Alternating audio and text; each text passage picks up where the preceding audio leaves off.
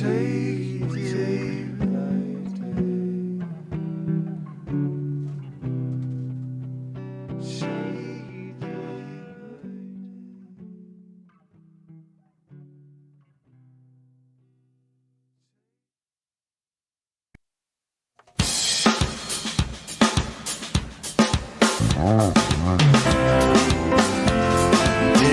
Thursday. It's Mark Pyers. I was walking and it's At The Brink. Another way. I'm here to ease my mind and help my living. It's At The Brink, the longest running show on earth, 1,410 days in a row. And today, we're getting into it again. So if you haven't, follow, subscribe, share, and let's do something special for this next couple minutes. The real estate market. What's it looking like going into 2023? I'm a real estate agent. That's what I do to make a living. So I've been really looking at it from all angles. And we're going to start diagnosing, dissecting, and also providing tips for anybody who's out there looking to buy or sell real estate. So, the market as it stands today, I felt as soon as the election was over, it's going to have a complete shift. I don't know if it's going to or not, but I do believe we're on a path towards a more normal market, which means homes will sell in 30 to 60 days, and there'll be less bidding wars, and people will have to reduce prices, the typical market that we're all used to seeing. The thing is, we're kind of in a bit of a bubble here in my part of the country. I'm in the Northeast, and here we have, I guess you would just say, very limited inventory. And when you don't have a lot of property to sell, and there's still a normal amount of buyers out in the marketplace, you're going to still see bidding wars. You're going to still see properties going over asking price, which is kind of counterintuitive considering that everything's been telling you on the news and the rates are telling you, hold up for a minute. Don't go out there and buy. But I've heard stories way before I was a realtor that rates were 18% in the 80s. 18%. And I know I bought my first house and it was about almost 7%. Right now we're almost at 7% again. So it's not that bad. I know it was 2 point whatever, like a year ago, less than that. I get it. But this is kind of more of a normal market. And I would say it could go up to 8 or 9. It could. They're continuing to push because the inflation hasn't gotten any better.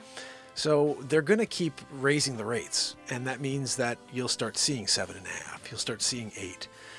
So I would say this. If you're out there, you're considering buying a home. This is still your moment. It's now shifted into a buyer's market.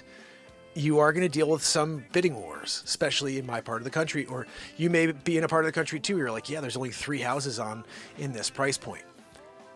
For example, Wilton, Connecticut. I did Get to Know America, Get to Know Wilton, Connecticut, and I was just looking today at the market, and there's only 30 properties on the market. 30. And of those 30, 10 of them are already in contract. It's crazy. Zabrowski, can we get a woohoo to take us into this real estate segment? Throwing it to you. Woohoo! That was a good one. Zabrowski, 8.4. No, be happy with it. He's like, really? Yeah, really. So guys, the market, how is it in your neck of the woods? I want to hear from you guys. If you can, shoot me a little note and let me know, how is the supply where you live? Is there a lot of property on the market, or do you see signs everywhere, or is it like there's nobody listing their homes? Here's the other flip side. A lot of people bought in less than 7. They bought in 3, 4. So they don't want to sell their homes and now be buying back in at 7. Do you understand? So you've got this weird time in history where less than a year ago, people were buying, refinancing at 2.75, maybe even a little lower. And now we stand at almost 7%. So anybody who cashed in, refinanced, did any of that in the last couple of years is sitting, and they're not going to sell. So what you have now is people who are still sitting on the 6, 7s, maybe even, they bought in at 5.5 at some point. And those people will start moving their properties. But you got to move fast, because what we're seeing is a steep decline in pricing, but not, again, where these lower inventory areas are. We're still seeing this anomaly where prices are still high. Now, not everything's selling, but the stuff that's selling is doing well. So, what did we learn? Real estate is hyper local. It's not like regional. It's not town. It's literally hyper local. It's within the town. There's so many different variables. Even where I live right now, you've got downtown. You've got what's called Greenfield Hill. You've got the beach. There's so many different areas. Black Rock is, you've got so many different areas to every town, and everything has its own value. So you have to find yourself a really good real estate agent. That is the best thing you could do for yourself. Rely on somebody else who has the information or can get the information for you, and somebody who is an expert at negotiating and working with the other agents in the marketplace. I always put this out there just so people understand. Anybody who's in finance, for example, I wouldn't go and get a Scotts-Trade account, or, you know what I mean? And start buying stocks. I have no idea about stocks. Oh, I got a tip from a guy. No, I'd find somebody who works in that market, who understands finance, understands how to grow $1 into 2. And that's who you give your money to. We don't go Wild Westing it. And if you are out there Wild Westing it in the real estate market, you really have a lot to learn, because you only buy or sell a home every 7 years, maybe every 10 years, maybe every 3 years. It doesn't matter. You don't do it every day. You don't know every question to ask. Oh, I could watch a YouTube video. Yeah, you could. Or you can go to somebody who understands it and knows how to speak the language and get you the deal that you need. One of the things that I'm trying to start taking more of an advantage of is referrals. We have this network at Berkshire Hathaway where I could find any agent for you anywhere in the country, and it costs you $0 to at least interview these agents. And if you like the agent and you use them, you're not paying any more. You're paying the same amount as you'd pay Jim Bob from some other firm. This is how it works. You basically, wherever, depending on where you are in the country, you're paying either 5% or 6% for your sale. So you're going to sell your house, and at the end, you're going to take 5% off and give it to the real estate agents. Now, how that works is the two agents split the money, 50-50. So you have 2.5% or 3%. Let's just go to make it easier, 3% and 3%. Of that 3%, a referral fee comes off, 25%. So 25% of the 3% would go to yours truly if you send me the lead. That is a huge amount of money for me and my family. I've been doing this for 4.5 years every single day. So if you ever need to buy or sell real estate, do me a huge favor and reach out to me. I will take very good care of whoever it is that you have out there. I will find you a great agent to interview. You don't even have to use them. But if you do, it's going to wind up benefiting the show, benefiting me. And I would highly appreciate it. It's something, I know this one agent who never goes into the office. Every year she's a top agent in Darien, Connecticut. You know what she does? She just sends out referrals. She sends out like 20 referrals a year, and they close. Because every 4 referrals is 1 transaction. And that blew my mind. I came to that the other day. I'm like, geez, if I could just send 4 referrals out, that's me doing 1 transaction myself. If this show would act properly and we could actually grow and get people to say, anytime I'm ever buying or selling real estate, I'm calling Mark. Mark's the real estate guy. And I just set you up with agents all over the country. They do a great job for you. When they trade a property for you and you get what you want, they get paid, and then they send a referral fee. And that is how this show should have gone for 4.5 years. But I have to now make sure that that's what you guys at least know. That's how I can actually earn a living for doing this show, is you guys can help me do that. And it doesn't cost you anything either. All you're doing is sending over a lead. All you're doing is saying, hey, I have a friend, Bill, who wants to sell his house. And I said, you know what, before you call into this real estate office, why don't you call my friend Mark and see if he could help? And I will. And they'll at least have a chance to interview one more qualified agent. I'll tell you what I'm looking for always in an agent.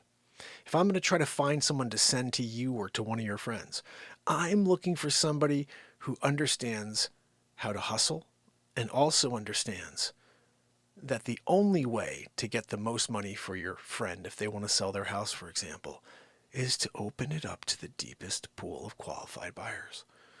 And so how you do that is you basically, well, I mean, really in 2022, every real estate firm does the same thing when it comes to advertising and marketing their properties. On the surface, they blast it out. It's out there. It's everywhere. It's on every platform, on Zillow, on Realtor.com. It's now, they have this new, it's a program that we all have access to, that they go and they send it out on Facebook, and then all of a sudden you have leads coming to you through Facebook. So there are so many different tools out there for realtors and for real estate offices, and everybody's working on a very similar ground. The difference is the person who you're dealing with. The difference is, can they negotiate for you? Are they going to give away your money? I'll tell you one quick story. I went in for a listing. I was 2 years into this business. I wore a suit every single day for about 10 years. And I worked for 358 days a year. Took 7 days off. I wore a suit every single day for 358 days a year for 10 years. I used to have a client who'd walk and he'd try to catch me not wearing it like midsummer. It's like, I'm sweating face. You know, I'm sitting there like working at my desk, sweating bullets.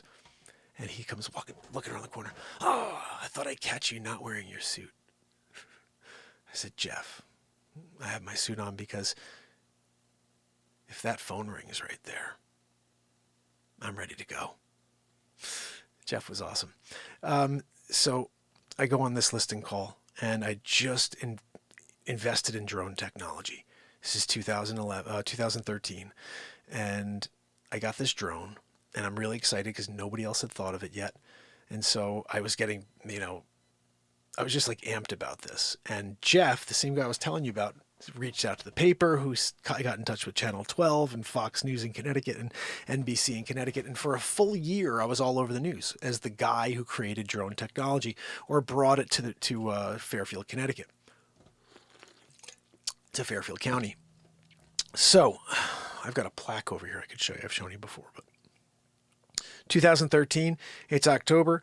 I'm on Fox News. They came in for Fox News Connecticut, and Jim Altman came in and he did this awesome piece where they caught my drone flying, and we were calling it a quadcopter because the FAA was like fining people at the beginning, and I was like, FAA, I don't charge. I just provide the service, free of charge. You hire me to list your home, and I'm giving you more. I'm not only there to show the home off and to do a tour for you, which is I do for every property, but then I'm also shooting drone footage for you multiple times so I can incorporate it into the marketing. And so I start doing this, but not charging anything. If I sell your house, I get paid, for my service. I'm doing what I do. So I go into this house, and I'm sitting down, and I brought in a big stack of paperwork, and I brought in my drone. I put them both down. I said, well, we'll go through the paperwork first, or we could fly the drone. And they're like, let's fly the drone. So we go outside, and I flew the drone around, showed them how it works. And we go back inside. We have a great conversation. I go back and I sit down again. There's three of us. Now, we're all meeting at different times, but I know there's three of us. They told us that the moment I walked in. They said, look, we're interviewing 3 people. So I go back in, and I find out that, first of all, it's me against this lady who's very qualified at the best firm in town. Like, there's this one firm that was like, everybody's like, that's the firm. And I was like, I don't want to be at that firm because everybody tells me that's the firm. No, I'm sorry. I'm here to create my own path. So I was at Coldwell Banker, and that one was called Brotherhood and Higley. Anyway, so this lady was very well qualified from Brotherhood. And so I go in, and the other person that they're up against, that we're up against, is the agent that they bought the house with. The agent that they bought the house with. By the way, he's like top 1 or 2 in town, like 2 in town. You know what I mean? Top 5 in town. And so basically, I'm in there thinking to myself, like, there's a chink in the armor for a split second, because I'm like, okay, they bought with this agent, and he's one of the top agents in town. I'm like, man, I want to be one of the top agents in town. I'm in for 2-3 years at the time. I'm like, I'm going to be one of the top agents in town. But right now, I'm the guy who created, brought the drone, and I think there is no box. Everybody wants to think outside there is no freaking box. That's how I feel. And so, anyway, for a split second, I'm like, geez, I'm probably not getting this because they bought the house with this agent who's a top agent. And I said, almost in a way, I was like, well, then F it. You know what I mean? If that's the case, I'm putting it all out there. I'm going to show them why they shouldn't work with him or with her, and why they don't want me to walk out that door. And so I sat down in front of them and I said, this is, they asked me what my commission was, and I came right out, this is what I charge.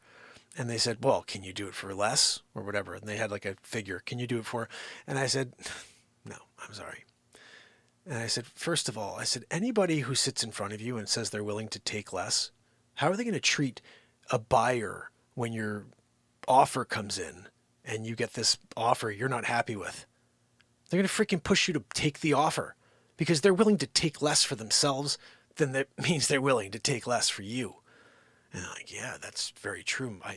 They're like, what's interesting is, and this is where it blew my mind. They said the agent we bought the house with came in, and before we even said a word, he goes, I could do it for 4%. He came in and he offered up his commission before even he didn't even have a conversation with them and allow them to bring it up and then fight for his money. He gave up his money because he's a numbers guy. It's just, look, if I get 50 listings, I'm going to sell 20 of them. I don't give a crap what they get. That's how people like this think. Look, I'll take 4 because I don't freaking care. I got 20 properties. And when I sell 3 of them and I push this person to say yes to something, and I don't know if that happens, but I just think that seems like if you're willing to take less for your, curiously, you're not willing to take less for your client and push them to take something that is not what they really could get. And like I said, that's the way I see it, only because as my moral freaking compass starts to push me in a direction, I see to myself that, you got a fiduciary duty to your client to get them the most money, to have their back, to make sure they're never pushed around by the other side. And so I walked in, I sat down, and we had a conversation, and they said, we immediately dismissed him. And I'm like, top agent in town, sold them the house. And he was the first one dismissed. I was like, and when that happened, I was like, I got this.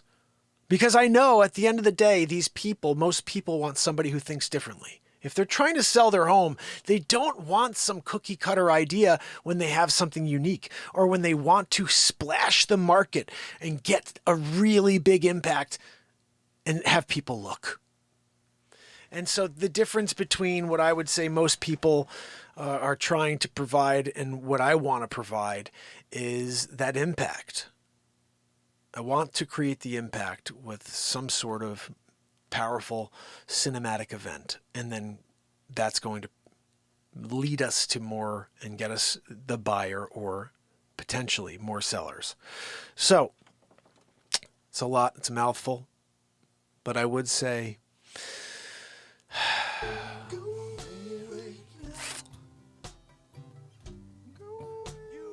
you could probably tell I do love real estate. I really do. When I start speaking about it, I get very passionate about it because I care about my clients.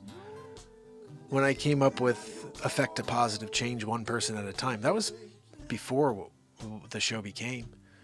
That was when I was just all focused on showing up to talk about, different ways to stay motivated to sell real estate and to not get down in a really bad market. We were in such a bad market when I started this show. It wasn't until a year and a half later that we had the pandemic and everything changed. But before that, it was extremely hard to sell real estate. And I fear that those days are coming again. And that's why I started Get to Know America. We got to get to know these towns and be reminded when we're trying to decide where to buy. Oh, that looks like a cool place. I didn't know it had that feature. That's some pretty cool history there. So I do hope to get back into that at some point, but right now we're going to be focused on trying to give you guys good real estate advice. And remember, the referral thing is very, very powerful, and it's something that's a huge way you can give back to this show. You don't have to, it doesn't cost you anything. It just is a little effort of sending or passing along information. You could even say to your friend, hey, Bill, do you mind if Mark reaches out to you? Sure, here's my email. Here's my phone number. I'll call Bill. In fact, if you want to get on the call and we can have a chat, because I do obviously really appreciate when you guys think of me like that. And we do have to do more Zoom calls like that where we all chat. But for now, keep those little details in mind. Keep that in the back of your mind next time you're at a cocktail party. Somebody's talking about real estate. I watch a show, Guy's a Real Estate Agent. You should check it out. Until tomorrow, Renee Woods, Pamela Swan, MJ in the house, Wharton, Bradley Smith, Trish Killian. Let's see, MJ. Oh, I'm so happy to see you guys. I appreciate you so much. I hope tomorrow we can get into it a little bit more. Oh, my brother Tommy from the Lifeboat. Awesome stuff. Oh, Chelly. You guys are awesome. Stacy Michaels, Anna Treos. Unbelievable, guys. Tomorrow, day 1411. Make sure you reach out. If you need anything, if you have any questions about real estate, how about this? Leave me a question leave me a comment right after this video, okay? Leave me a comment with your best real estate question, and I'm going to handle all of them tomorrow, okay? Your best real estate question. What makes you different? Whatever. Little things that you would ask if you were a homeowner or if you were a buyer. And I'll take them and we'll read through them one by one tomorrow and I'll answer them for you. This is going to be a new thing. We're going to start interacting more. So if that means opening up the chat window or the comment window from last night's show every single night to go through all the comments and read them off, we're going to start doing that. So best real estate comments. You could say something else within the message as well, but leave a comment, like, share, and I will see you tomorrow. Until then, it's Mark Pyers. At the brink. I love you guys. See you tomorrow. You got to go away. Yeah. Have a great night. Till tomorrow. You got to go away.